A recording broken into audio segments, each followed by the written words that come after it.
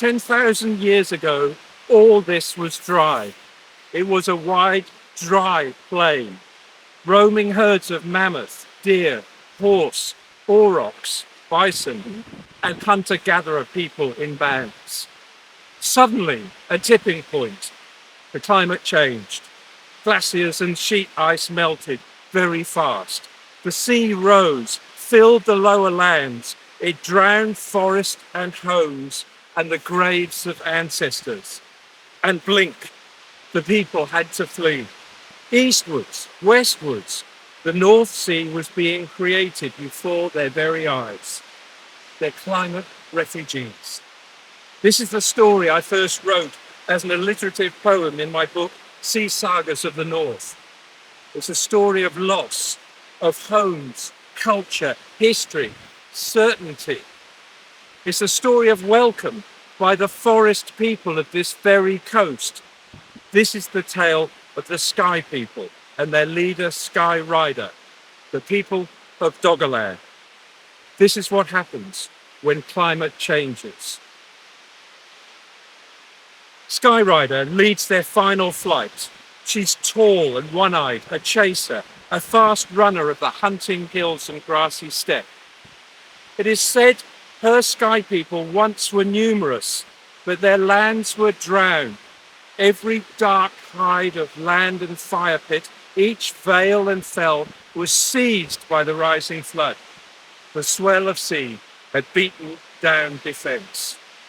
This was the sea, yet not the normal sea. In those ancient days, the good sea gods, Aegir and Ran, old Poseidon himself, they'd become sullen, prone to being hostile. At the very end, long years later, everyone clean forgets there'd ever been a wide dry plain, where now the tides do flow. No spell they cast, no cry to gods by these blue-eyed people, who could beat the wind and slip with bow inside the range of creatures on the hunt.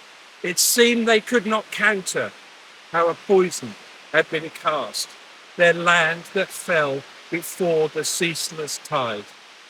So they launch their boats, lash and load the auroch skin, flex the oars. Among the firs and flukes are sobbing infants, fastened tight to strakes of birch. At last ahead appears a strip of land. They see a hall upon the cliff. The brine now bears them on towards a beach where figures stand in shadows under sighing pines. The squadron now draws near. These are the forest people. They're watching the ragged fleet approach. They draw ash bows, but this has been a year of sure attacks and sorrow. Herne, the hunter king, knows all about forests, not so much about sea people. He calls his men to arms, away the anchors, sail around the side. But the queen of the woods, her name is Ursa. She is renowned. She's as pale as sunbeams in a spring forest glade. Her long sight's the best by far in the tribe. She now calls out, I see no shields. There are babies in those boats. Herne, we need to help these people come ashore. After countless battles, Herne, the fabled hunter, soon can also see these folk are fleeing demons. A tall woman steps ashore from the leading vessel. Others stagger at the land. Herne pulls the boats through breakers. An infant falls. Ursa shouts to the rescue party, watch those children. One is face down in the wash. A shorewoman sweeps her up.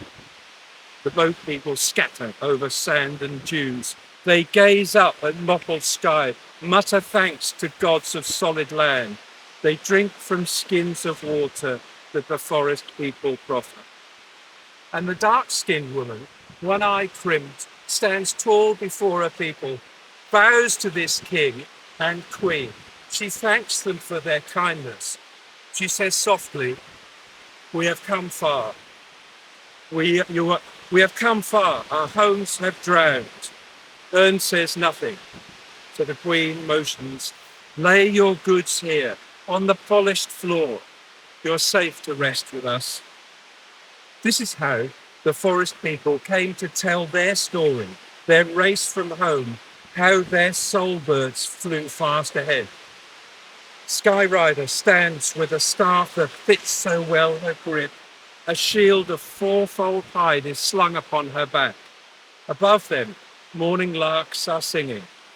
Herne calls to the servants, "Fetch logs, stow the blaze," and turns towards her people, "Come forward." Sky sees black hounds with wagging tails. They are running through the crowd. She sees the sea has calmed, and her tale commences. In those distant days, Dogger was a wide, dry plain. On hunting hill and grassy plain, we, the sky people of Doggerland, camped on salty marsh and wide lagoon by a million whistling waders. At the still point, a lovely ash propped up the sky. A serpent circled all the brine, the guard of all our ground.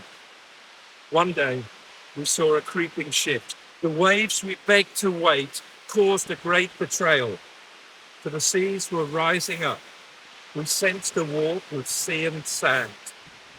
Each place to us was protected by a spirit guard, each spring and cave a link between the inner and the outer worlds.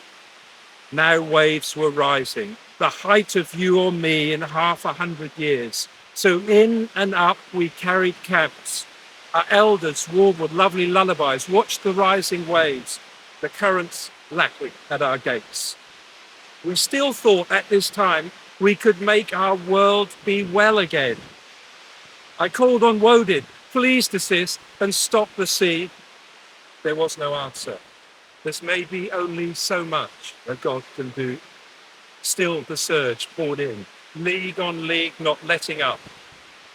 We wanted our places to have the spirit of an evening summer cloud. The air to us was the wealth of sun and rain. Yet as the gannets screamed, a last storm was coming to our home. Gulls seethed about the shore. Sooty petrel plunged. Cold cried the cormorant. We knew it was another sign. We could not tame this tempest. All our shamans tried. And one sharp dawn came a shocking sight. The sun star rose from water. At dusk it slipped into the western waves. Our plains and steppe, it had sunk before our very eyes. Silence follows. Her tale is done.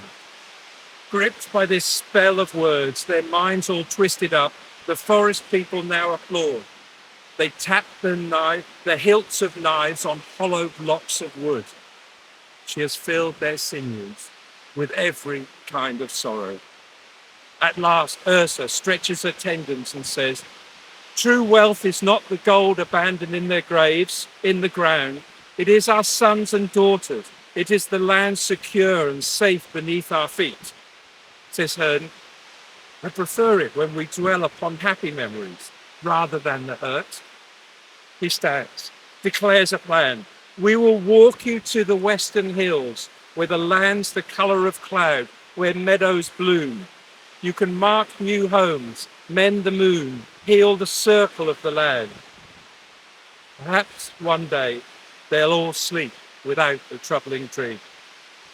"Bring food and vintage mead," says Herne. But then he pauses and says, "So why did the sea rise like that? Will it happen again?" On the cliff, the red-eyed hound barks once, twice.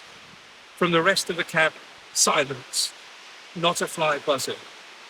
The cuckoo calls 3 times, but settles on a nearby branch.